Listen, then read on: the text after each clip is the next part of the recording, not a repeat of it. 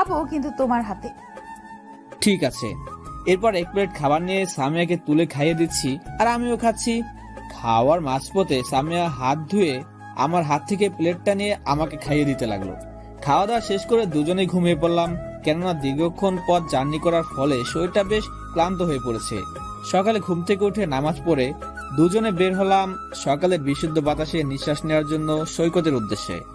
সৈকতে কিছু সময় অতিবাহিত করার পরে আবার ফিরে আসলাম হোটেলে এসে নাস্তা করার পরে আবার বের হলাম কলাতলি বিচে, যেটা কক্সবাজার শহরে খুব নিকটে অবস্থিত। এভাবে সুগন্ধি বিচ, লাবণী বিচে গেলাম। বিচগুলোতে বেশ কিছু সময় কাটালাম। Himchhari, radiant fish world, Maheshkhali দ্বীপ, হিলটপ সার্কিট হাউস, ঝিনুক মার্কেট সহ কক্সবাজারের দর্শনীয় স্থানগুলো খুব আনন্দের সাথে উপভোগ করলাম। সামিয়ার সাথে খুব আনন্দে কেটে গেল 3 দিন। আগামীকাল সকালে টিকিট কেটেছি বাসায় যাওয়ার জন্য। সন্ধ্যার দিকে সামিয়াকে নিয়ে বের হলাম সাফিয়া, তিশা, আব্বু আম্মুর জন্য কিছু শপিং করতে। সামিয়ার পছন্দ মতো তাদের জন্য শপিং করে হোটেলে চলে আসলাম। রাতে ডিনার করে শুয়ে পড়লাম। সকালে ঘুম থেকে উঠে নাস্তা করে বাস স্ট্যান্ডের দিকে রওনা হলাম। দীর্ঘ পথ অতিক্রম করে আবার ফিরে আসলাম নওগাঁ পৌঁছাতে রাত হয়ে গেল। বাস থেকে নামতে দেখি আব্বু আর সাফিয়া গাড়ি নিয়ে দাঁড়িয়ে আছে। তাদের সাথে কথা বলে গাড়িতে উঠলাম। ড্রাইভার আঙ্কেল গাড়ি চালাতে লাগলেন। আমি, সামিয়া আর সাফিয়া পিছনে বসেছি। আব্বু ড্রাইভার আঙ্কেলের পাশে বসেছে। বাসায় এসে আম্মুর সাথে কথা বলে রুমে এসে ফ্রেশ হয়ে ডিনার করার জন্য নিচে নামলাম। ডিনার শেষ করে আব্বু আম্মুর জন্য যা নিয়ে এসেছিলাম তা দিয়ে দিলাম আর সাফিয়াকে রুমে আসতে বললাম। আমি আর সামিয়া রুমে আসার কিছুক্ষণ পরে সাফিয়া আমার রুমে আসলো। সামিয়া ব্যাগ থেকে সাফিয়ার জন্য আনা নেকলেস আর পায়েল বের করে দিল। সাফিয়া এগুলো পেয়ে খুব খুশি হয়েছে। খুশির ঠেলায় সামিয়াকে জড়িয়ে ধরলো। সাফিয়া কিছুক্ষণ আমাদের সাথে গল্প করার রুম থেকে বের হয়ে গেল। আমরাও ঘুমিয়ে পড়লাম। সকালে আজকে দেরিতে ঘুম ভাঙলো। ঘুম থেকে উঠে নাস্তা করে সামিয়াকে নিয়ে শ্বশুর বাড়িতে গেলাম। সেখানে 2 দিন থাকার পরে বাসায় চলে আসলাম। এভাবে কেটে গেল 1 সপ্তাহ। আজকে রাতে রাজশাহীতে যাব, কেননা কয়েকদিন পরে এক্সাম। আর তার চেয়ে বড় কথা, সামিয়ার অফিস আছে। আম্মু আব্বুর কাছ থেকে বিদায় নিয়ে বের হলাম। আর হ্যাঁ, সাফিয়া আমাদের সঙ্গে যাবে।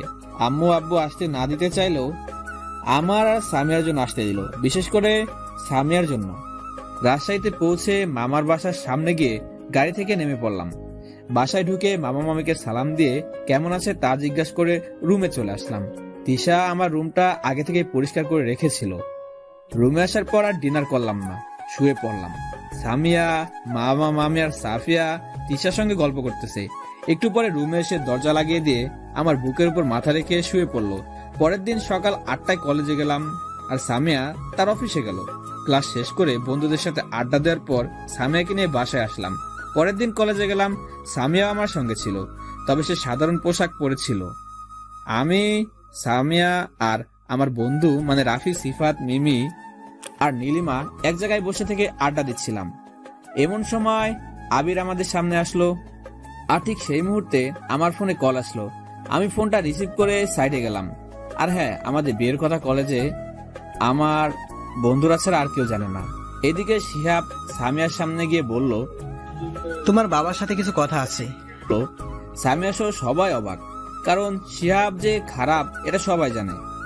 আর এখানে এতগুলো মেয়ে থাকতে সামিয়াকে ডাকছে, বিষয়টা অবাক হওয়ারই। কি হয়েছে বলুন? সামিয়া শিহাবকে চেনে না, যদিও সেদিন রাতে শিহাব তাকে রেপ করতে চেয়েছিল, কিন্তু সামিয়া শিহাবের মুখটা ভালোভাবে দেখতে পারেনি। তবে শিহাবের নামে সামিয়া কেস লিখেছিল, এটা সত্য। আসলে আমি তোমাকে ভালোবেসে ফেলেছি। শিহাবের কথায় উপস্থিত সবাই বেশ ঘাবড়ে যায়।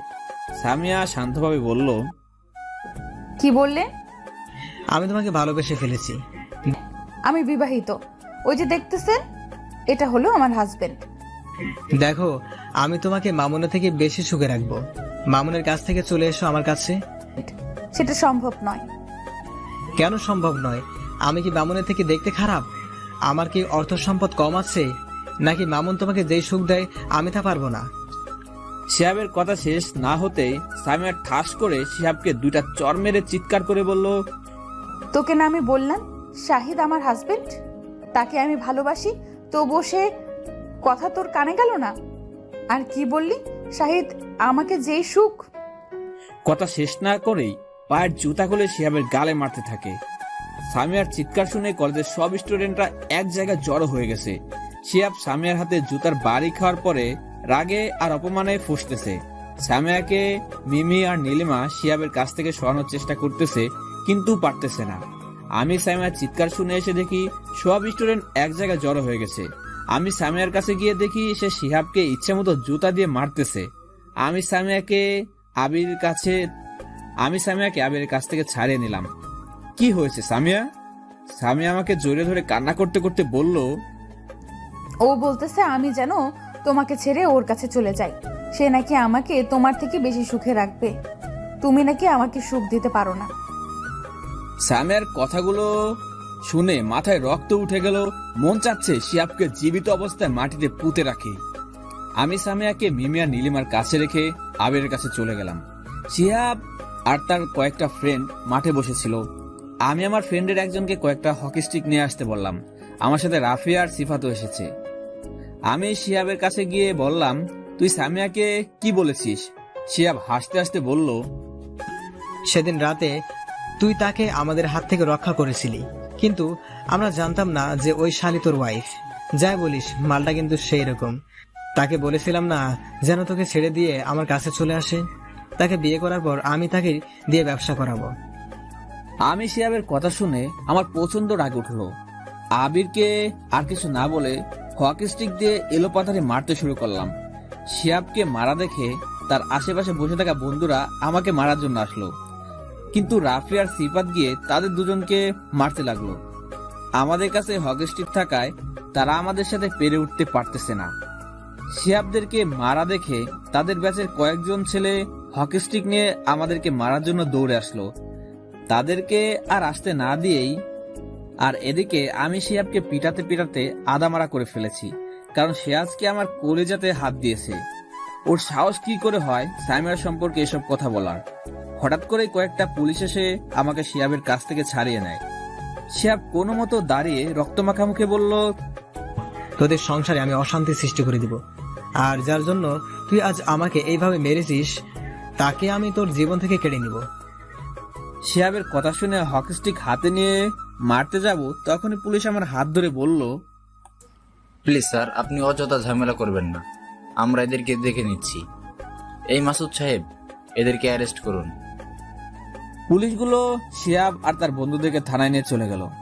আমি মিমি আর নীলিমার কাছে চলে আসলাম। কলেজের সব স্টুডেন্ট একটা ঘোরের মধ্যে আছে। তারা হয়তোবা আমার আজকের এই রাগটা আগে কখনো দেখেনি। আর তাদের সবচেয়ে অবাক করা বিষয় হলো, আমি বিয়ে করেছি তা কেউ জানে না। আর যাকে বিয়ে করেছি সে হলো পুলিশ অফিসার। সামিয়াকে নিয়ে বাসায় চলে আসলাম। কলেজে আর ভালো লাগতেছে না, আর সামিয়াও আজকে আর থানায় গেল না। বাইকে করে বাসায় এসে কলিং বেল বাজাতে মামি এসে দরজা খুলে দিল। আমাদের দুইজনকে এমন সময় দেখে মামি জিজ্ঞাসা করলো, কি হয়েছে আব্বু তোর, এই সময় আসলি যে? আসলে মামি আমাকে বলতে না দিয়ে সামিয়া, আসলে মামি আমার থানায় থাকতে মন চাইতেছিল না, তাই মামুনকে নিয়ে বাসায় আসলাম। রুমে এসে ফ্রেশ হয়ে বেডে বসে টি শার্টটা খুলে দেখি শরীরের বেশ কয়েকটা জায়গা কেটে গেছে। সামিয়া ফার্স্ট এইড বক্সটা নিয়ে এসে আমার পিঠে এবং বুকের কাটা জায়গায় মলম লাগিয়ে দিল। আমি শুয়ে পড়তে সামিয়া আমার বুকের উপর মাথা রেখে জোরে ধরে কান্না করতে লাগলো।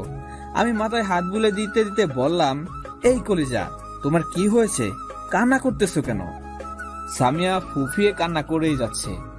আমার বুক থেকে মাথাটা উঁচু করে চোখের পানি মুছে দিয়ে বললাম, কি হয়েছে বলো? তোমার কান্না যে আর সহ্য হয় না। সামিয়া আমাকে জড়িয়ে ধরে বলল, তুমি আমাকে এত ভালোবাসো, আমার জন্য তুমি ছেলেটার সঙ্গে মারামারি করতে গেলে? আমার কলিজায় কেউ হাত দিলে তার হাত কেটে ফেলবো।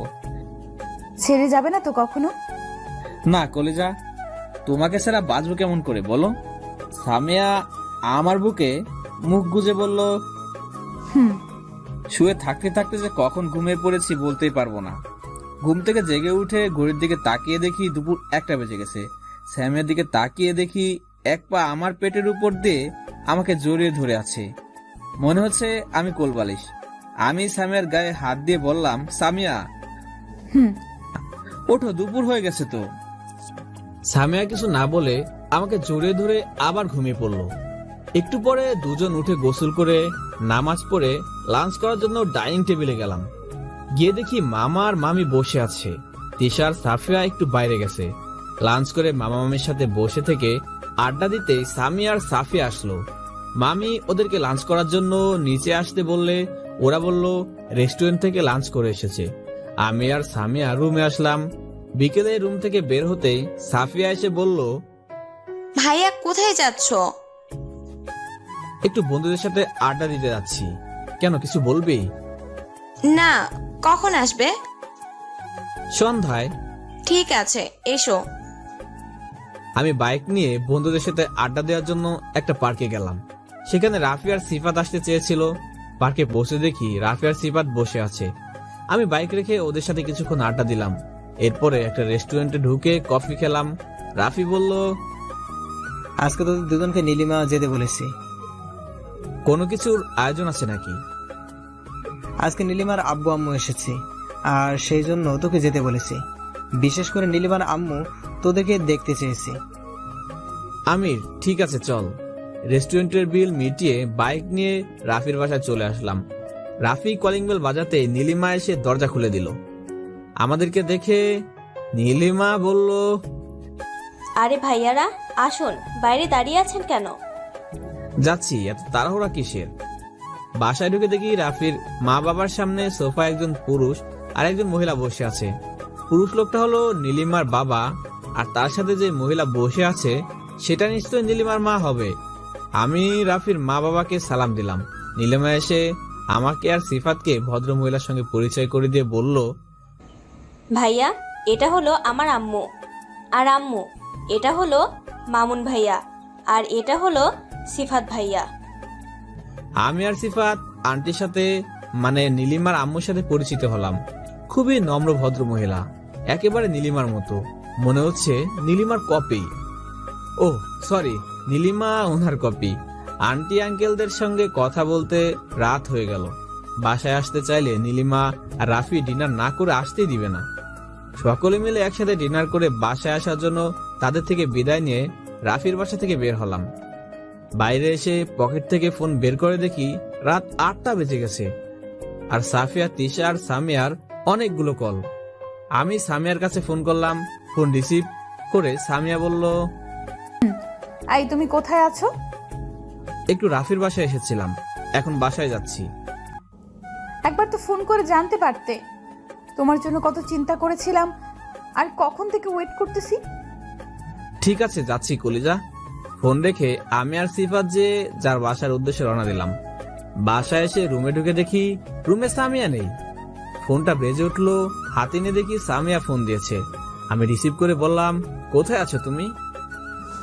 ছাদে আছি, তুমি ছাদে চলে এসো। একাই ছাদে কি করতেছো? আর আমি ছাদে গিয়ে কি করব? আহ এসো না, এখানে সবাই আছে। ঠিক আছে, যাচ্ছি। সবাই রাতে ছাদে গেল, কি কারণ থাকতে পারে? আজকে কি কোনো অনুষ্ঠান নাকি? না, অনুষ্ঠান থাকলে আমি জানতে পারবো তো। ভাবতে ভাবতে ছাদে বসে দরজা খুললাম। দরজা খুলে ছাদে যেতেই সকলে একসাথে বলে উঠলো, happy birthday to you, happy birthday to you Mamun. আমি তো শুধু অবাকের উপর অবাক হয়ে চারদিক দেখতে লাগলাম। ছাদের একপাশে একটা টেবিল রেখে তার উপর বার্থডে কেক রেখেছে, আর টেবিল সহ আশেপাশে সবকিছু লাইটিং করা হয়েছে। আকাশেও তেমন তারারা মিটমিট করতেছে। টেবিলের বাম পাশে দাঁড়িয়ে আছে সাফিয়া, তিশা আর সামিয়া। ডান পাশে দাঁড়িয়ে আছে আব্বু আম্মু আর মামা মামি। আজকের দিনে এইরকম একটা সারপ্রাইজ পাবো ভাবতেই পারিনি। অথচ আজকে যে আমার বার্থডে সেটাই ভুলে গিয়েছিলাম। আমি ফু দিয়ে সব বাতি নিভে দিয়ে প্রথমে সামিয়াকে কেক খাইয়ে দিলাম। সামিয়া আমাকে খাইয়ে দিল। এরপরে একে একে সবাইকে কেক খাইয়ে দিলাম। কেক খাওয়া শেষ হতেই তিশা আমার হাতে গিটার ধরিয়ে দিয়ে বলল, ভাইয়া, আজকের দিনে গান না হলে কেমন হয়? আমি তো অস্বস্তি বোধ করতে লাগলাম। আব্বু আম্মুর সামনে এর আগে কখনো গান গাওয়া হয়নি। আমি তিশাকে বললাম, আমি গান গাইতে পারি না। তুমি পারো, আমি জানি। আব্বু বিষয়টা বুঝতে পেরে বলল, মামুন, সমস্যা কি শুধু আজকের দিনেই তো? আমি গিটারটা হাতে নিয়ে সুর তুললাম। এরপরে সামিয়ার দিকে তাকিয়ে গাওয়া শুরু করলাম। ও গো তোমার আকাশ দুটি চোখে আমি হয়ে গেছি তারা, ও গো তোমার আকাশ দুটি চোখে আমি হয়ে গেছি তারা। এই জীবন ছিল নদীর মতো গতিহারা, এই জীবন ছিল নদীর মতো দিশেহারা গতিহারা, ও গো তোমার আকাশ দুটি চোখে আমি হয়ে গেছি তারা। আগে ছিল শুধু পরিচয়, পরে হলো মন বিনিময়। আগে ছিল শুধু পরিচয়, পরে হলো মন বিনিময়। শুভ লগ্ন হয়ে গেল শুভ পরিণয়, শুভ লগ্ন হয়ে গেল শুভ পরিণয়। আজ যখনই ডাকি জানি তুমি তুমি দেবে সারা। এই জীবন ছিল নদীর মতো দিশেহারা, ও গো তোমার আকাশ দুটি চোখে আমি হয়ে গেছি তারা, ও গো তোমার আকাশ দুটি চোখে আমি হয়ে গেছি তারা। গান গাওয়া শেষ হতেই সবাই হাততালি দিল, আর সামিয়া এক নজরে আমার দিকে তাকিয়ে আছে। আমি সামিয়ার কানের কাছে মুখ নিয়ে গিয়ে বললাম, এই যে ম্যাম, এত দেখার কি আছে? আমাকে ভাবে দেখলে আমার ওয়াইফ তো রেগে যাবে। সামিয়া আমার কথা শুনে একটা মিষ্টি হাসি দিল। যাই হোক, ছাদ থেকে নিচে এসে সকলে একসাথে ডিনার করলাম। ডিনার শেষ করে আব্বু আম্মুর সাথে কিছুক্ষণ কথা বলে রুমে আসলাম। সামিয়া আম্মু আর আব্বুর সঙ্গে কথা বলতেছে, খাটে হেলান দিয়ে ফোন টিপতেছে। তখন তিশা, সাফিয়া আর সামিয়া রুমে আসলো। আমি তিশাকে জিজ্ঞাসা করলাম, তিশা, আজকে আমার বার্থডে ছিল, তা তুই কি করে জানলি? আর কয়েক বছর ধরে তো আমার বার্থডে সেলিব্রেট করা হয়নি। আমরা কেউ জানতাম না বা এসব কিছুই আমরা করিনি। তাহলে কে করেছে এসব? আমাদের ভাবি এসব করেছে। বলতে পারো আব্বু আম্মুকে এখানে নিয়ে আসা থেকে শুরু করে অনুষ্ঠানের যাবতীয় কার্যকলাপ সবকিছু ভাবিই করেছে। আমি অবাক হয়ে সামিয়ার দিকে তাকিয়ে বললাম, কি? সামিয়া আমাকে চোখ টিপে দিয়ে বলল, জি মশাই। সামিয়ার এরকম কাহিনী দেখে সাফিয়া তিশা হাসতে হাসতে রুম থেকে বের হয়ে গেল। আমি সামিয়ার কাছে গিয়ে সামিয়াকে জড়িয়ে ধরে বললাম, তুমি আমার কাছে কি চাও বলো? সামিয়া আমাকে শক্ত করে জড়িয়ে ধরে বলল, আমি শুধু চাই তোমার এই বুকে শেষ নিঃশ্বাস ত্যাগ করার আগ পর্যন্ত ঠাঁই নিতে, আর আমাকে ছেড়ে দূরে কোথাও না চলে যেতে। আমি সামিয়ার দিকে তাকিয়ে মুচকে এসে বললাম, এই পাগলি, এই বুকটা শুধু তোমার জন্য, অন্য কারোর জন্য নয়। চলো, অনেক রাত হয়েছে, শুয়ে পড়ি। চলো। দুজনে ঘুমিয়ে পড়লাম। সকালে ঘুম থেকে উঠে নামাজ পড়ে রুম থেকে বাইরে আসলাম। সকালে নাস্তা করে আব্বু আর আম্মু সাফিয়াকে নিয়ে বাসায় চলে যাবে। নাস্তা শেষ করে আব্বু আম্মু আর সাফিয়াকে গাড়িতে উঠিয়ে দিতে গেলাম। গাড়িতে উঠার সময় আম্মু আমাকে বলল, বাবা, সামিয়াকে যেন কখনো কষ্ট দিস না, ওর খেয়াল রাখিস আর নিজেরও খেয়াল রাখিস। ঠিক আছে আম্মু, তুমি ভালোভাবে থাকবে আর ঠিক মতো মেডিসিন নেবে। আচ্ছা বাবা। দেখ, আম্মুদেরকে বিদায় দিয়ে বাসায় এসে রেডি হয়ে কলেজের জন্য বের হলাম। সামিয়াকে থানায় নামিয়ে দিয়ে কলেজে আসলাম। যদিও সামিয়ার গাড়ি আছে, কিন্তু সে আমার বাইকেই আসবে। যাই হোক, কলেজে ঢুকে বাইক পার্ক করে বন্ধুদের কাছে গেলাম। রাফি, নীলিমা, সিফাত আর মিমি বসেছিল। আমি ওদের কাছে যেতেই মিমি বলল, কি খবর হিরো? আপনার হিরোইন কেমন আছে? আলহামদুলিল্লাহ ভালোই আছে, তোরা কেমন আছিস? আলহামদুলিল্লাহ। বন্ধুদের সাথে কিছুক্ষণ আড্ডা দিয়ে ক্লাসে গেলাম। ক্লাস শেষ করে বাসায় আসলাম। বাসায় এসে দেখি সামিয়া চলে এসেছে। গোসল করে নামাজ পড়ে আমি, সামিয়া আর মামি একসাথে লাঞ্চ করলাম। মামা তার অফিসে আছে আর তিশা কলেজে। লাঞ্চ করে রুমে এসে কিছুক্ষণ রেস্ট নিয়ে সামিয়াকে নিয়ে থানায় গেলাম। সামিয়াকে রেখে বাসায় চলে আসলাম। বিকেল 5টায় সামিয়া আসলো। তিশা বলল আজকে নাকি ঘুরতে যাবে।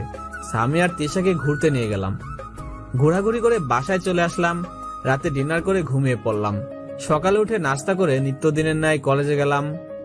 আর এইভাবে কেটে গেল 1 বছর। আমি এবার অনার্স শেষ করেছি। এখন বাবার ব্যবসা দেখাশোনা করি। আর হ্যাঁ, আমার আব্বুর একটা কোম্পানিও আছে, যেটার একটা শাখা রাজশাহীতে আর আরেকটা শাখা ঢাকাতে আছে। কোম্পানি ছাড়াও রাজশাহীতে একটা ব্যবসা আছে। কোম্পানিগুলোতে এমডি নিযুক্ত করা আছে। আমার আব্বু আমার দাদুর সূত্রে এই সম্পত্তিগুলো পেয়েছিল, কিন্তু আব্বু ব্যবসার দিকে না গিয়ে শিক্ষকতা পেশা বেছে নিয়েছিল। এখন আমি আর সামিয়া রাজশাহীতে আমাদের বাসায় থাকি। যদিও মামা মামি তাদের কাছ থেকে আসতে দিতে চায়নি, কিন্তু কতদিন থাকবো তাদের কাছে। এখন শুধু আমি একা নই, আমার সঙ্গে ওয়াইফ আছে। আর সামিয়া এখন জব করে। দিনগুলো বেশ ভালোই কাটতেছে। অফিস শেষ করে বাসায় আসলাম। বাসায় এসে দেখি সামিয়া এখনো আসেনি। সামিয়াকে এখন অফিসে বেশি সময় দিতে হয়। সকালে আমার আগে ঘুম থেকে উঠে নাস্তা রেডি করে আমার জন্য রেখে চলে যায়। আমি ফ্রেশ হয়ে সেগুলো খেয়ে অফিসে চলে যাই। আবার আমি বিকেল 5টায় অফিস থেকে আসি, আর সামিয়া কিছুক্ষণ পরই চলে আসে। কি করে তা কোনোদিন জিজ্ঞাসা করিনি, আর করার প্রয়োজনও মনে করি না। তার প্রতি আমার যথেষ্ট বিশ্বাস আছে। ছুটির দিনে মাঝে মাঝে কোথাও ঘুরতে যাওয়া হয়। আমি অফিস শেষ করে বাসায় আসলাম। একটু পরে সামিয়া আসলো। আমি সামিয়াকে জিজ্ঞাসা করলাম, তোমার আসতে তো দেরি হয় কেন? সামিয়াকে চুপ করে থাকতে দেখে আমি একটু অবাক হলাম। আমি ওর কাছে গিয়ে বললাম, কি হয়েছে? একটা কেস নিয়ে বেশিক্ষণ ধরে চিন্তা করায় মাথাটা প্রচন্ড ব্যথা করতেছে। ও, তুমি আমার কোলে শুয়ে পড়ো, আমি মলম লাগিয়ে দিচ্ছি। সামিয়া আমার কোলে শুয়ে পড়লো, আর আমি সামিয়ার মাথায় মলম লাগিয়ে টিপে দিতে লাগলাম। রাতে ডিনার করে শুয়ে পড়লাম। সামিয়া এখনো আমার বুকের উপর মাথা রেখে জড়িয়ে ধরে ঘুমিয়ে পড়ে। পরের দিন অফিস ছুটির টাইমে, মানে 5টার সময় অফিস থেকে সামিয়াকে ফোন দিলাম, বাট ধরতেছে না। মনে হচ্ছে বিজি আছে।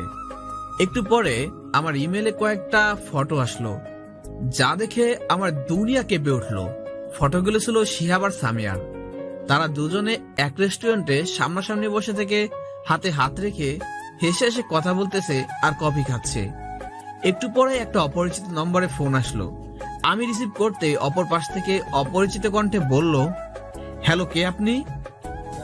আমি কে তা আপনার না জানলেও চলবে, আর আমার বলা কথাগুলো বিশ্বাস না হলে এই ঠিকানা অনুযায়ী চলে আসুন। Hello hello. তার কথা শেষ হতেই ফোনটা কেটে দিল। আমি তো চিন্তায় পড়ে গেলাম। সামিয়া শিহাবের সঙ্গে হেসে হেসে কথা বলতেছে। পরক্ষণে শিহাবের বলা সেদিনের কথাগুলো মনে পড়লো। আমি তোদের সুখের সংসারে অশান্তি সৃষ্টি করে দিব। আমি আর কিছু না ভেবে ম্যানেজারকে অফিস সামলাতে বলে গাড়ি নিয়ে বের হলাম লোকটির বলা ঠিকানায়। সামিয়া বাসায় যাওয়ার জন্য ফাইলগুলো রেডি করতে যাবে, এমন সময় মামুনের কল। রিসিভ করতে যাবে ঠিক তখনই কে যেন তার রুমে ঢুকলো।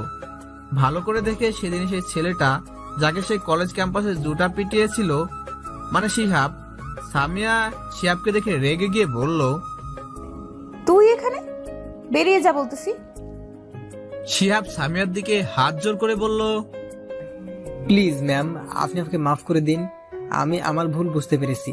আপনি যদি আমাকে ক্ষমা না করেন তাহলে সেই পাপের সাজা সারা জীবন পেতে হবে। সামিয়া শিহাবের এমন আচরণ দেখে কিছুটা বিব্রত হয়ে পড়ে। সামিয়া এত কিছু না ভেবে শিহাবকে বলল, দেখুন, আপনি আপনার ভুল বুঝতে পেরেছেন, এটাই অনেক। আর মাফ এটা আপনাকে অনেক আগেই করেছি। সত্যি আপনি আমাকে মাফ করেছেন? তাহলে আমার ছোট অনুরোধ রাখবেন। কি অনুরোধ বলুন? শিহাব সামিয়ার কথা শুনে একটু অবাক হয়ে বলল, আপনি আমার সঙ্গে এক কাপ কফি খাবেন, মানে এটা আমার পক্ষ থেকে। সামিয়া শিহাবের কথায় আশ্চর্য হয়ে বলল, আমি কেন আপনার সঙ্গে কফি খেতে যাব? আপনি না গেলে বুঝবো আপনি আমাকে ক্ষমা করতে পারেননি। প্লিজ চলুন ম্যাম। সামিয়া কিছুক্ষণ চুপ করে থেকে বলল, ঠিক আছে, চলুন। সামিয়ার কথা শুনে শিহাবের ঠোঁটের কোণে এক চিলটি হাসি ফুটলো, যেটা সামিয়ার চক্ষুর আড়ালেই থেকে গেল। এরপর শিহাব আর সামিয়া থানার পাশে একটা রেস্টুরেন্টে ঢুকলো। দুজনে একটা ফাঁকা টেবিলে বসলো। বসার পরে শিহাব কফির অর্ডার করলো। কফির কাপে চুমুক দিতে দিতে শিহাব সামিয়াকে বলল, ম্যাম, আমরা কি ফ্রেন্ড হতে পারি? সামিয়া শিহাবের প্রতিটা কথায় অবাক হয়ে যাচ্ছে, তবে এই কথায় সে অবাকের উপর অবাক হয়ে গেল। শিহাব আসলে কি চাচ্ছে সামিয়া তার ছোট্ট মস্তিষ্কে ঢুকাতে পারতেছে না। শিহাব সামিয়াকে চুপ করে থাকতে দেখে বলল, কি হলো ম্যাম, চুপ হয়ে গেলেন কেন? আসলে ম্যাম, আমি বাবা মায়ের কোনো শাসন না পাওয়ায় আস্তে আস্তে খারাপ পথে অগ্রসর হতে থাকি। কিন্তু সেদিন আপনার সাথে খারাপ বিহেভ করার পর আমি ভাবতে থাকি আমি আসলে অনেক খারাপ পথে চলে গিয়েছি। আর এই খারাপ হওয়ার পিছনে কারণ হলো খারাপ অসৎ বন্ধু। তারপর আমি আব্বুকে বলে লন্ডনে চলে যাই, সেখান থেকে 2 দিন আগে দেশে এসেছি। এখন যদি আবার খারাপ বন্ধুদের পাল্লায় পড়ে যায় তাহলে আমার লাইফ শেষ। এই জন্য আমি ভালো কিছু ফ্রেন্ড গঠন করতে চাচ্ছি। এখন আপনি যদি হতেন। শিহাবের কথা শুনে সামিয়া ভাবতেছে, সে তো খারাপ কথা বলেনি, তাছাড়া ভালোভাবে বাঁচতে হলে তো ভালো বন্ধু প্রয়োজন। সামিয়া শিহাবকে বলল, হ্যাঁ, আমরা বন্ধু হতে পারি। সামিয়ার কথা শেষ হতেই শিহাব একটা মুচকি হাসি দিয়ে সামিয়ার দিকে এক হাত বাড়িয়ে দেয় হ্যান্ডশেক করার জন্য। সামিয়া কিছুটা অস্বস্তি বোধ করতে লাগলো, কিন্তু সে শিহাবের মানে সম্মানের কথা ভেবে হাত মেলালো। এরপর সামিয়ার শিহাব রেস্টুরেন্টে বসে থেকে কথা বলতে লাগলো। আমি দ্রুত ড্রাইভ করে রেস্টুরেন্টের সামনে গাড়ি পার্ক করে রেস্টুরেন্টে ঢুকে দেখি সামিয়ার শিহাব কোনায় একটা টেবিলে বসে থেকে গল্প করতেছে। আমি আর তাদের সামনে না গিয়ে গাড়ি নিয়ে বাসায় চলে আসলাম। বাসায় এসে শাওয়ার ছেড়ে দিয়ে ভিজতে লাগলাম। বারবার সামিয়ার সঙ্গে শিহাবের বসে থাকা দৃশ্যটা চোখের সামনে ভেসে উঠতেছে। অনেকক্ষণ যাবৎ ভেজার পরে কাপড় কোনো মতে চেঞ্জ করে বেডের ওপর শুয়ে পড়লাম। একটু পরে সামিয়া আসলো, বুঝতে পারলাম সে ওয়াশরুমে ঢুকলো। ওয়াশরুম থেকে বের হয়ে আমার কাছে আসলো, বাট আমি 2 চোখের উপর একটা হাত দিয়ে শুয়ে আছি। আমাকে এভাবে দেখে সামিয়া কিছুটা অবাক হলো, কেননা সামিয়া আসার পরে 2 জন একসঙ্গে গল্প করতাম, সামিয়াকে তুলে খাইয়ে দিতাম। আজকে কিন্তু তার ব্যতিক্রম। সামিয়া আমার কাছে এসে পাশে বসলো, এরপর আমাকে বলল, মামুন, তোমার কি হয়েছে? অসুস্থ নাকি? আমি কিছু বললাম না, কথা বলার মুড আর এখন আমার নেই। সামিয়া এবার আমার কপালে হাত দিয়ে বলল, কি জ্বর নাই তো? শরীর খারাপ করতেছে কি তোমার? আমি চোখের উপর থেকে হাতটা সরিয়ে বললাম, কিছু হয়নি, চলো নাস্তা করবে। ঠিক আছে, চলো। এরপর সামিয়ার সাথে নাস্তা করে আবার রুমে আসলাম। রুমে এসে চুপচাপ বসে আছি। সামিয়াও আসলো। সামিয়া আমার এই অবস্থা মেনে নিতে পারলো না। সামিয়া আমার সামনে এসে আমার হাত ধরে বলল, মামুন, আমি কি তোমার কোনো কষ্ট দিয়েছি? তুমি আমার সাথে এমন বিহেভ করতেছো কেন? আমি নিজেকে শান্ত রাখতে পারলাম না। পকেট থেকে মোবাইলটা বের করে ফটোগুলো সামিয়াকে দেখিয়ে দিয়ে বললাম, এই ফটোগুলো কি সত্যি? আমার কথা শুনে সামিয়া কিছুক্ষণ আমার মুখের দিকে তাকিয়ে থাকলো। আমি বললাম, কি হলো বলো? সামিয়া মাথা নিচু করে বলল, হ্যাঁ সত্যি, কিন্তু বিশ্বাস করো, সে আমার কাছে এসে সেদিনের জন্য মাফ চেয়েছিল, আমিও তাকে মাফ করে দিই। এরপরে সে আমাকে কফি খাওয়ার জন্য জোর করে, আমিও রাজি হয়ে গেলাম। বিশ্বাস করো, এছাড়া কিছু নয়। কথাগুলো বলেই সামিয়া আমাকে জড়িয়ে ধরে কান্না করতে লাগলো। আমি মাথায় হাত বুলে দিতে লাগলাম। সামিয়া কিছুক্ষণ পর আমাকে বলল, প্লিজ তুমি আমাকে মাফ করে দাও। আমি চোখের পানি মুছে দিয়ে বললাম, মাপ চাওয়ার কি আছে? তুমি শিহাবের সাথে বেশি কথা বলবে না, ঠিক আছে? চলো ছাদে যাই। এরপর সামিয়াকে নিয়ে ছাদে আসলাম। সামিয়াকে আর তেমন কিছু বললাম না, তবুও শিহাবের কথা বলাগুলো বারবার মনে হচ্ছে, যার জন্য তুই আজকে আমাকে মারলি, তাকে তোর জীবন থেকে কেড়ে নিব। কথাগুলো ভাবতেই বুকের ভেতর কেমন জানি ব্যথা অনুভব করলাম। হয়তোবা সামিয়াকে হারানোর ভয়টা মনকে গ্রাস করতেছে। সামিয়ার আমি ছাদে আসলাম।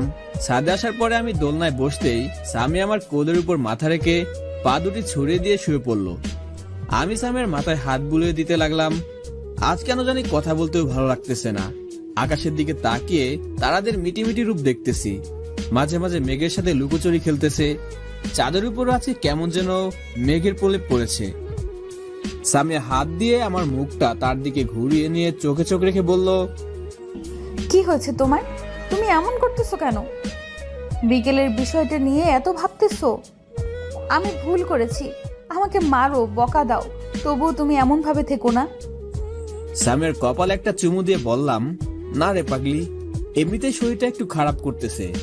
সামিয়া আমার কথা শুনে আমার কোল থেকে মাথা তুলে দাঁড়িয়ে গিয়ে বলল, নিচে চলো, এখানে আর থাকতে হবে না, তোমাকে কফি বানিয়ে দিচ্ছি, খাবে, চলো। নিচে আসলাম। আমি সোফায় বসে থেকে টিভি দেখতেছি আর সামিয়া আমার জন্য কফি বানাতে গেল। সামিয়াকে সত্যটা বললাম না, কারণ আমি চাই না আমাদের সম্পর্কে সন্দেহের বীজ রোপণ হোক। আমি যদি বিষয়টা তাকে কড়াভাবে বলি বা বারবার জিজ্ঞাসা করি তাহলে তার কাছে বিষয়টি অন্যরকম মনে হবে। একটু পর সামিয়া কফি নিয়ে এলো। দুজনে কফি খাওয়ার পর ডিনার করে রুমে এসে শুয়ে পড়লাম। সকালে ঘুম থেকে উঠে নাস্তা করে আমি অফিসে আসলাম আর সামিয়া থানায় গেল। অফিস করে বাসায় এসে দেখি সামিয়া এখনো আসেনি। সামিয়া আসার পরে আমি তাকে জিজ্ঞাসা করলাম দেরি হলো কেন। সামিয়া আমার কথার উত্তর না দিয়ে ওয়াশরুমে ঢুকে গেল। আমি কিছুটা অবাক হলাম। একটু পরে মনে হলো সে হয়তো কোনো প্রেসারে আছে, এই জন্য কথা বলতেছে না। পরের দিন সকালে ঘুম থেকে উঠে দেখি সামিয়া পাশে নেই, মানে থানায় চলে গেছে। আমিও আমার অফিসে চলে আসলাম। এইভাবে কেটে গেল বেশ কয়েকদিন। মাঝে মাঝে সামিয়ার শিহাব বসে থেকে কফি খাইতো, গল্প করত। কিন্তু আমি সামিয়াকে এই বিষয়ে বললে সে আমাকে বলে সে তো তার সাথে গল্প করতেছে, আর তো কিছু না। আমিও আর কিছু বলি না। আজকে অফিসের একটি মিটিং আছে, যেটা একটা রেস্টুরেন্টে হওয়ার কথা। আমি লাঞ্চের টাইমে গাড়ি নিয়ে বের হলাম সেই রেস্টুরেন্টে। মাঝ রাস্তায় গিয়ে একটা রিক্সা নজরে পড়লো। রিক্সা ছিল সামিয়ার শিহাব। এটা দেখার পর সামিয়ার প্রতি আমার প্রচুর পরিমাণে রাগ উঠলো। নিষেধ করা সত্ত্বেও সে কেন শিহাবের সঙ্গে ঘোরাফেরা করবে। আমিও তাদের পিছু নিলাম।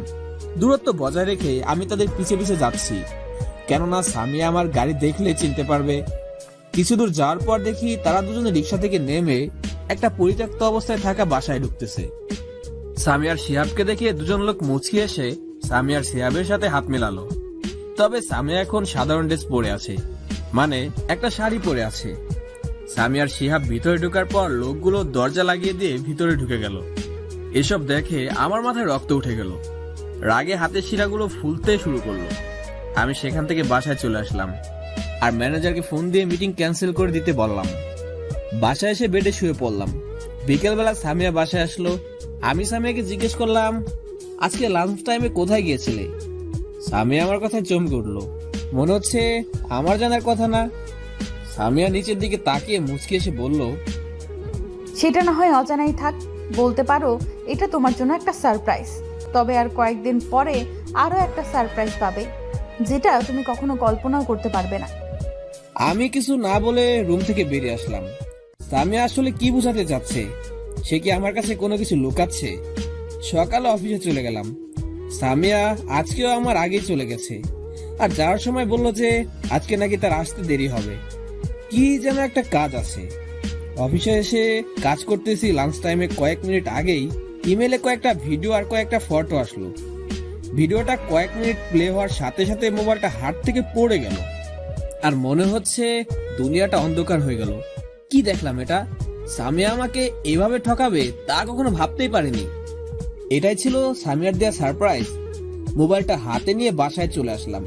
ভিডিওটা ছিল সামিয়ার শিহাবের কিছু ঘনিষ্ঠ সময়ের, যেখানে সামিয়া শিহাবের সঙ্গে যৌনকর্ম লিপ্ত হয়েছে।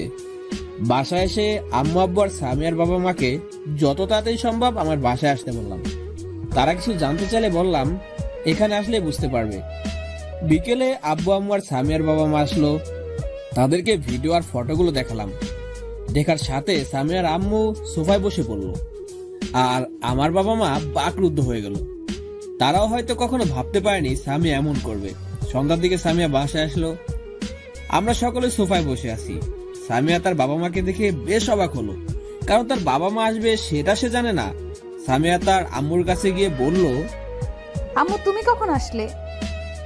সামিয়ার আম্মু সামিয়াকে ঠাস করে দুটা চড় মারলো। চড়টা খুব জোরে মারায় সামিয়া তাল সামলাতে না পেরে মেঝেতে পড়ে গেল। সামিয়া হতভম্ব হয়ে গেল। উঠে তার মাকে জিজ্ঞাসা করলো, আম্মু তুমি আমাকে মারলে কেন? আমি কি করেছি? সামিয়ার আম্মু সোফার উপর থাকা ফটোগুলো সামিয়ার মুখের উপর ছুঁড়ে মেরে বলল, তুই কি করেছিস? সে আমার ভাবতে খারাপ লাগছে, তুই আমার মেয়ে। সামিয়া ফটোগুলো হাতে নিয়ে দেখে দুই কদম পিছনে এগিয়ে গিয়ে তার মায়ের দিকে তাকিয়ে বলল, বিশ্বাস করো আম্মু, আমি এসব কিছুই করিনি। খবরদার তুই আমাকে আম্মু বলে ডাকবি না। সামিয়া কান্না করতে করতে তার আব্বুকে বলল, আব্বু বিশ্বাস করো আমি এসব করিনি। সি সামিয়া, এটাই ছিল তোমার মনে? যে ছেলেটা তোমাকে পাগলের মতো ভালোবাসে আর তাকেই তুমি ঠকালে? আমরা মনে করতাম তুমি আমাদের গর্ব, কিন্তু তুমি আজ বাইরে এসে এসব করে বেড়াচ্ছ। আমি আর কোনোদিন তোমার ওই পাপি মুখটা দেখতে চাই না। আর হ্যাঁ, তোমার আম্মু ঠিকই বলেছে, আজ থেকে আমাদের কোনো মেয়ে নেই, যেটা ছিল সেটা আমার কাছে মৃত। সামিয়া দৌড়ে আমার কাছে এসে আমার হাত ধরে বলল, প্লিজ মামুন, তুমি তো বিশ্বাস করবে আমায়। আমি জানি আম্মু আব্বু মিথ্যা বলতেছে, প্লিজ তুমি তাদেরকে বোঝাও না। সামিয়ার হাত থেকে আমার হাত ছাড়িয়ে নিয়ে কোনো কথা না বলে সজোরে একটা চড় মেরে বললাম, কি বিশ্বাস করব তোর কথাগুলো? তাহলে কি এই ফটোগুলো আর ভিডিওগুলো মিথ্যা? তোকে আমি আমার সবটা দিয়ে ভালোবেসেছিলাম, কিন্তু সেটা তোর পছন্দ হলো না। তুই পরপুরুষের সঙ্গে অশ্লীল কর্মে লিপ্ত হয়ে গেছিলি, এটাই ছিল তোর সারপ্রাইজ। আসলে একটা কথা জানিস কি, কুকুরের লেজ কখনো সোজা হয় না। কুকুরের লেজ যদি তেল মধু ঘি মাখিয়ে দিস তবুও সোজা হবে না।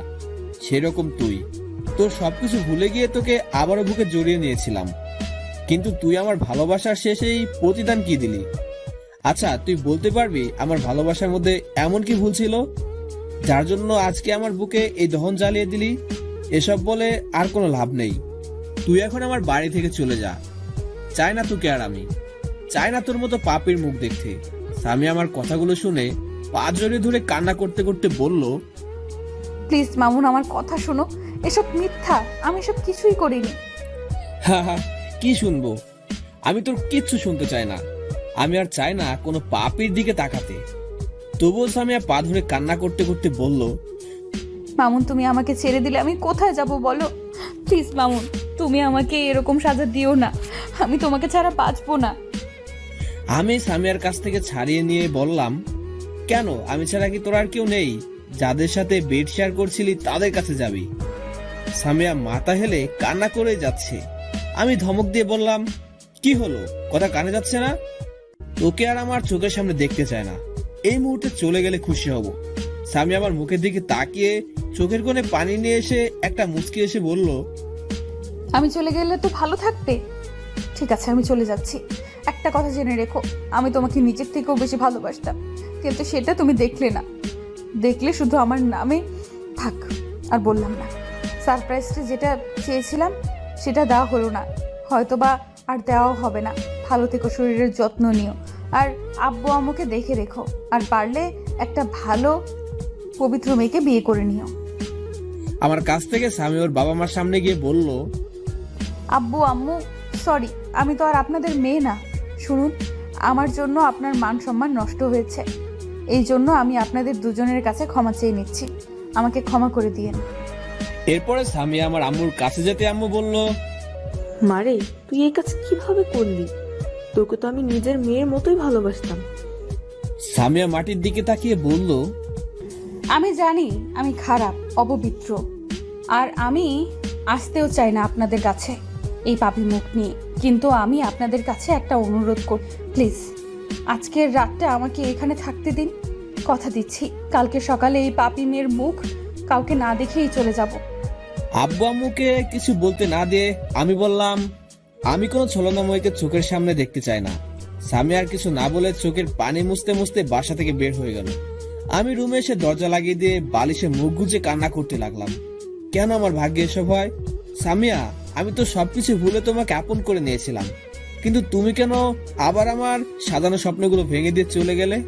সামিয়ার সাথে কাটানো মুহূর্তগুলো মনে হচ্ছে, আর বুকের ভিতরে হৃদস্পন্দন বন্ধ হয়ে যাচ্ছে।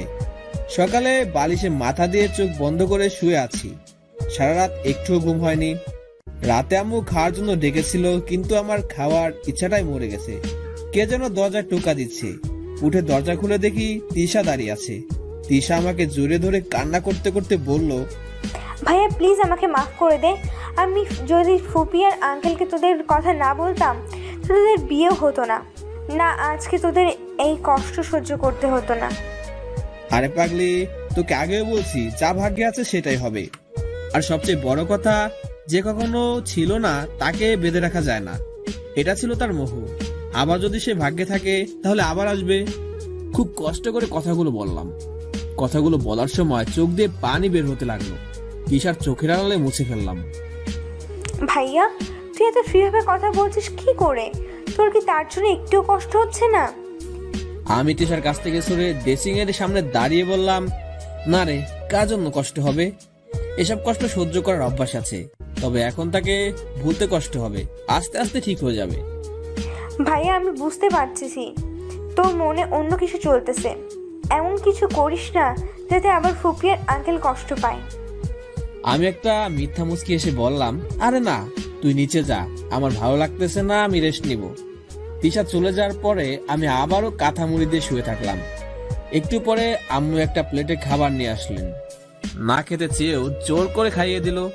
খাবার খাওয়ার সময় মনে পড়ে গেল সামিয়ার কথা। প্রতিদিনই আমার হাতে তুলে খেত। এই তো কয়েকদিন আগে ডিনার করার সময় আমার হাত তুলে খাবে, আমাকে খাইয়ে দিতেই হবে। কি আর করার, খাইয়ে দিচ্ছে আর সে খাচ্ছিল। হঠাৎ করে প্রশ্ন করলো, মামুন, তুমি কি আমাকে সারা জীবন এইভাবে তোমার হাত দিয়ে তুলে খাইয়ে দিবে তো? দিব না কেন? আমার 5টা নয় 3টা নয়, আমার একটা মাত্র বউ, তাকে যদি খাইয়ে না দেই তাহলে কাকে দিব? স্বামী আমার কথা শুনে মুচকি এসে বলল, হ্যাঁ, তোমার হাতে তুলে না খেলে আমার ভালোই লাগে না। কথাগুলো ভাবতেই চোখের কোণায় পানি এসে গেল। আম্মু তা দেখতে পেয়ে বলল, কি হয়েছে বাবা? কিছু না আম্মু। বাবা, যা হওয়ার হয়ে গেছে, এখন এসব ভেবে নিজেকে কষ্ট কেন দিচ্ছিস? আমি নিজেকে কন্ট্রোল করতে না পেরে আম্মুকে জড়িয়ে ধরে কান্না করে দিলাম। আম্মু আমার মাথায় হাত বুলে দিয়ে সান্ত্বনা দিতে লাগলো। অতিবাহিত হয়ে গেল 4 দিন। 4 দিন রুম থেকে কোথাও বের হয়নি, কোথাও ভালো লাগে না, বন্ধুদের সাথেও কথা বলিনি। তারা এখন ব্যস্ত হয়, আগের মতো আর আড্ডা দেওয়া হয় না। রুমে বসে আছি, তখন রাফি, সিফাত আর মিমি আসলো। এরপরে আমাকে বলল, দোস্ত, তোদের মধ্যে কি হয়েছে বলবি? শুনলাম সামিয়া নাকি শিহাবের সঙ্গে। আমি রাফিকে জড়িয়ে ধরে কান্না করে দিয়ে বললাম, হ্যাঁ রে। এরপরে সবকিছু বলে দিলাম তাদেরকে। আমার কথা শুনে সিফাত বলল, তোর কোথাও ভুল হচ্ছে না তো? না রে দোস্ত, কয়েকদিন আগে আমি শিহাব আর সামিয়াকে একটি পরিত্যক্ত বাসায় যেতে দেখেছিলাম। তাছাড়া তারা প্রায় বসে থেকে কফি খেতে গল্প করত, বাট কখনো বুঝতে পারিনি যে সে আমাকে এত বড় ধোকা দিবে। দোস্ত প্লিজ ভেঙে পড়িস না, চল বাইরে থেকে ঘুরে আসি। না রে, আমি যাব না, তোরা যা। তা বললে শুনবো না, তুই আমাদের সঙ্গে কিছু সময় আড্ডা দে, তাহলে ভালো লাগবে। ওদের দুজনে জোরাজোরিতে গেলাম। আসলে এদের মতো বন্ধু পাওয়াটা ভাগ্যের ব্যাপার। আমি যাতে ভেঙে না পড়ি সেজন্য তারা তাদের কর্ম ফেলে আমাকে সময় দিচ্ছে। কিছুক্ষণ আড্ডা দিয়ে বাসায় ফিরলাম। যেখানে যাই সেখানে সামিয়া নামক এক প্রতারকের উপস্থিতি টের পাই। কেটে গেল 3টা বছর। এই 3টা বছর আমার কাছে মনে হয়েছিল 3 যুগ। এখনো সামিয়ার কথা মনে হলে চোখ দিয়ে পানি পড়ে। খুবই ভালোবাসতাম, ভুলতে পারবো না তাকে, বসাতে পারবো না সে জায়গায় অন্য কাউকে। আব্বু আম্মু, সাফিয়া আর আমি রাজশাহীতে থাকি। আব্বু তার জব থেকে অবসর গ্রহণ করেছেন। সামিয়ার আব্বু আম্মু মাঝে মাঝে আমাদের বাসায় এসে বেরিয়ে যায়। তার আসতে চায় না, আর আসবেই বা কোন মুখ নিয়ে। কিন্তু আমি তাদেরকে জোর করে নিয়ে আসি, কেননা সামিয়া চলে যাওয়ার পর থেকেই সামিয়ার আম্মু খুবই অসুস্থ হয়ে পড়ে। ডাক্তার বলেছিল রুগীকে সবসময় হাসি খুশি রাখতে হবে। এরপর থেকে সামিয়ার আব্বু আম্মুকে হাসি খুশি রাখার চেষ্টা করি, কিন্তু কোনো কাজ হয় না। একা একা কিভাবে একটা মানুষকে হাসি খুশি রাখবো? হাসি খুশি রাখলেও তো আর একাকিত্ব কাটবে না। এছাড়া একটা রুগীর প্রয়োজন যথেষ্ট সেবা। বিভিন্ন দিক বিবেচনা করে আমি নিয়ে আসি আমার বাসায়। এখানে কয়েক মাস থাকার পরে মোটামুটি সুস্থ হয়ে উঠি, আবার চলে যায় নওগাঁয়। কয়েকদিন পর পর আসে। আর অবাক করা বিষয় হলো, একটা অপরিচিত নম্বর থেকে কল আসে। আমি কলটা রিসিভ করলে একটা ছোট্ট মেয়ে বাচ্চা বলে, বাবাই বাবাই। বাচ্চাটির মুখে বাবাই বাবাই শুনে চমকে যাই। মনে হয় সে আমার খুবই পরিচিত। আমি দ্বিধায় পড়ে যাই, কে এই বাচ্চা, আর আমাকেই বা বাবাই বলে ডাকতেছে কেন? আমি বলি, আম্মু, আমি তোমার বাবাই না। এই কথা শোনাতে সাথে সাথে কল কেটে দেয়। বেশ কয়েকবার ফোন দিয়েছিল, কিন্তু প্রতিবারই ভিন্ন ভিন্ন নম্বর থেকে। পরে কল দেই, সেই নম্বর আর কল ঢুকে না। অফিসে বসে থেকে কাজ করতেছি, লাঞ্চ টাইম হয়েছে, বাট আর কয়েকটা ফাইল আছে, শেষ করে একবার উঠে নামাজ পড়ে লাঞ্চ করব। ফাইল চেক করতেছি, এমন সময় ফোন বেজে উঠলো। হাতে দেখি অপরিচিত নম্বর থেকে এসেছে। রেখে দিলাম। আবার ফোন দিল, আবার রেখে দিলাম। কিছুক্ষণ পর আবার দিল, এবার রেগে গেলাম। কাজের জন্য তাড়াহুড়া করে করতেছি, বাট বারবার কল দিতেই আছে। রিসিভ করে যেমনই বলবো আপনার, তখনই ছোট্ট বাচ্চাটি বলতেছে, আসসালামু আলাইকুম বাবাই, লাঞ্চ করছো? বাচ্চাটির কথা শুনে আমার মুখ কিছুক্ষণের জন্য হা হয়ে গেল। মুখ দিয়ে আপনা আপনি বের হয়ে গেল, না আম্মু করিনি, তুমি করেছো। কিছুক্ষণ চুপ করে থেকে বলল, করেছি তুমি তাড়াতাড়ি নাদ করো, না হলে আমালে মামুনি লাভ করবে। কথাটা শুনে বুকের বাপাসটা ধরফর করতে লাগলো আর চোখ দিয়ে পানি পড়তে লাগলো। মনে হচ্ছে বাচ্চাটা আমার কোন আপনজন, কিন্তু কে হবে? আমি তো আর সামিয়া ছাড়া অন্য কাউকে বিয়ে করিনি। আর বাচ্চাটি কি সামিয়ার? সামিয়ার হলে তো না, আর ভাবতে পারতেছি না। অফিস শেষ করে বাসায় আসলাম। বাসায় এসে দেখি সামিয়ার আব্বু আম্মু এসেছে। তাদের সাথে কথা বলে রুমে এসে ফ্রেশ হয়ে গেলাম। ফ্রেশ হয়ে নিচে আসলাম। আর হ্যাঁ, সামিয়ার আব্বু আম্মু আমাদের বাসায় 2 দিন থাকবে। প্রতিবারই 2-3 দিন করে থাকে। রাতে ডিনার করে সকাল থেকে আড্ডা দিচ্ছে। এমন সময় সামিয়ার আব্বু বলল, বাবা আর কতদিন একা একা থাকবে? ভালো মেয়ে দেখে বিয়ে করে নাও। হ্যাঁ মামুন, বেয়াই কিন্তু ঠিকই বলেছেন। তুমি আর কতদিন অপেক্ষা করবে? যা হওয়ার তা হয়ে গেছে, এখন নতুন করে শুরু করো। তাছাড়া আমাদেরও তো নাতি নাতনির সাথে খেলাধুলা করতে ইচ্ছে করে। দেখো, আমি তোমাদের অনেক আগে থেকে বলে আসতেছি, আমার পক্ষে বিয়ে করা সম্ভব নয়। আমি সামিয়ার জায়গা অন্য কাউকে বসাতে পারবো না। তবুও কেন তোমরা বারবার এই কথা বলো? আর কারো কথা না শুনে রুমে এসে সামিয়ার ছবি বুকে নিয়ে কান্না করতে লাগলাম। কেন সামিয়া, তুমি আমাকে ঠকে ছেড়ে চলে গেলে? আমি তো তোমাকে ভালোবেসে গিয়েছিলাম, তার বিনিময়ে তুমি আমাকে এই প্রতিদান দিলে। দেখো, আজকে তোমার বাবা মাও আমাকে বিয়ে করতে বলতেছে, কিন্তু আমি কি করে তোমার জায়গায় অন্য কাউকে বসাবো বলো? তুমি না হয় আমায় ধোকা দিয়েছিলে, তোমার মনে আমাকে ছাড়া অন্য কাউকে স্থান দিয়েছিলে। আমি তো আর পারবো না এই মনটা অন্য কাউকে দিতে। পরের দিন অফিসে বসে কাজ করতেছি, প্রিয়ন এসে বলল কে যেন আমার সঙ্গে দেখা করতে এসেছে। আমি তাকে ভিতরে আসতে অনুমতি দিলাম। একটু পরে লোকটি ভেতরে আসলো, আর আমি মাথা নিচে করে কাজ করতেছি। মাথা তুলে লোকটাকে দেখেই বসা থেকে দাঁড়িয়ে গেলাম। লোকটি হলো শিহাব, যে আমার থেকে আমার সামিয়াকে কেড়ে নিয়েছে আমার জীবন থেকে সুখ নামক বস্তুটাকে। চেয়ার থেকে উঠে তার সামনে গিয়ে শার্টে কলার চেপে ধরে বললাম, আবার কেন এসেছিস? শিহাব আমার হাত ধরে কান্না করতে করতে বলল, প্লিজ মামুন, তুমি আমাকে মাফ করে দাও। আমি তোমাদের সংসারে অশান্তি সৃষ্টি করে দিয়েছি, যার ফল এখন আমাকে ভোগ করতে হচ্ছে। আমি অবাক হয়ে বললাম, মানে? শিহাব কান্না করেই যাচ্ছে। আমি কিছু বোঝাতে পারতেছি না, কি হয়েছে তার? সে এমন করতেছে কেন? আমি আবার বললাম, কি বোঝাতে চাচ্ছিস তুই? শিহাব কান্না থামিয়ে পিছন দিকে ঘুরে বলতে লাগলো, আসলে তোমার স্ত্রী সামিয়ার সাথে আমার কোনো সম্পর্ক নেই। কি বলতে চাচ্ছিস তুই? হ্যাঁ, আমাদের মাঝে সম্পর্ক নেই। সামিয়াকে প্রথম দেখাতেই আমার মনের মধ্যে অন্যরকম ধারণা কাজ করে। এক কথায় তার শরীরের উপর আমার লোভ হয়। কয়েকদিন পর সে আমার নামে রেপ কেস লিখে। নিষেধ করলেও শোনেনি। এটার রাগ এবং তার শরীরের উপর লোভ আমাকে চরম হিংস্র করে তোলে। এরপরে সামিয়াকে রেপ করার চেষ্টা করি, কিন্তু সেদিন তোমার জন্য ব্যর্থ হই। কয়েকদিন পর শুনলাম তোমার সাথে বিয়ে হয়েছে। সেদিন কলেজে তাকে এই কথাগুলো বলেছিলাম, কিন্তু কথাগুলো শুনে সে আমাকে নানাভাবে অপমান করে। তারপরে তুমি আমাকে বেড়েছিলে। সেই দিন আমি প্রতিজ্ঞা করেছিলাম তোমাদের সুখের সংসারে আমি অশান্তি সৃষ্টি করব, দুজনকে আমি আলাদা করব। কিন্তু এই সিদ্ধান্তটাই ছিল আমার জীবনের সবচেয়ে বড় ভুল। শিহাব কথাগুলো বলে কান্না করতে লাগলো। শিহাবের উপর আমার খুব রাগ উঠলো। আমি যেই তাকে মারতে যাব, তখন সে আমার হাত ধরে বলল, প্লিজ তুমি আমার কথাগুলো আগে শোনো, এরপরে তুমি আমাকে যা শাস্তি দিবে তা মেনে নিব। তোমাকে এই কথাগুলো বলার জন্য তোমাকে 2 বছর ধরে হন্য হন্য হয়ে খুঁজতেছি, কারণ তোমাকে সত্যটা না জানালে আমি পৃথিবীর বুকে বড় পাপী হয়ে বেঁচে থাকবো। বল। সেদিন তোমাকে থানায় নিয়ে যাওয়া হয়। আমার নামে জরিমানা করা হয়েছিল। সেগুলো পরিশোধ করে থানা থেকে বের হয়ে আসি, আর ভাবতে থাকি কিভাবে আমি প্রতিশোধ নিব। এই ঠিক 1 বছর পর থানায় যায় তোমার স্ত্রী স্বামীর সাথে দেখা করে মাপ চাই। সে মাফ করেও দেয়। এরপরে তাকে বন্ধু হওয়ার অফার দেই। সে রাজি হতে না চাইলে তাকে ব্ল্যাকমেল আর মিথ্যা কথা বলে রাজি করাই। আমার উদ্দেশ্য ছিল তোমার থেকে তোমার স্ত্রীকে আলাদা করা, কিন্তু তোমার স্ত্রী আমার চক্রান্তটা ধরতে পারেনি। তার সাথে গল্প করা, কফি খাওয়া প্রায় প্রতিদিনই হতো। আর এগুলো ফটো তুলে আমার লোক তোমার ইমেইলে পাঠিয়ে দিত। কিন্তু বিশ্বাস করো, তার সাথে আমার কোনো শারীরিক সম্পর্ক গড়ে ওঠেনি। তাহলে তোরা দুজন পরিত্যক্ত অবস্থায় থাকা বাসায় গিয়েছিলি কেন? শিহাব একটা দীর্ঘশ্বাস ফেলে বলল, তোমার স্ত্রী তোমাকে খুব ভালোবাসতো, আর সে তোমাকে সারপ্রাইজ দেওয়ার জন্য ওই বাসাটা কিনে তোমার নামে একটা হাসপাতাল করতে চেয়েছিল, যেখানে সে গরিবদের বিনামূল্যে চিকিৎসা প্রদানের ব্যবস্থা করবে। আর বাসাটা দেখার জন্য সে আমাকে নিয়ে গিয়েছিল। তোমাকে নিয়ে যায়নি, কারণ সে তোমাকে সারপ্রাইজ দিব বলে। শিহাবের কথা শুনে আমি মাথায় হাত দিয়ে বসে পড়লাম।